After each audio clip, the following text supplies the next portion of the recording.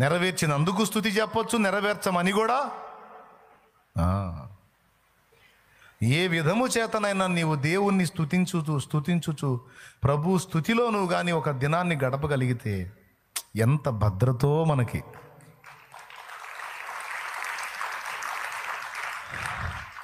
డౌటే లేదు, భద్రత ఉంది నీకంతే అన్నాడు.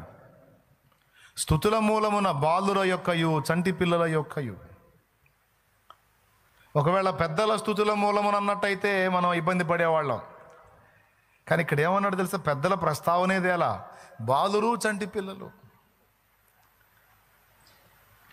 అంటే పడతా లెగుస్తున్న వాళ్ళ స్తుతిని కూడా ఆయన అంగీకరిస్తున్నాడు. చిన్నపిల్లల కింద కట్టుకొని ఓర్చుకుంటున్నాడు.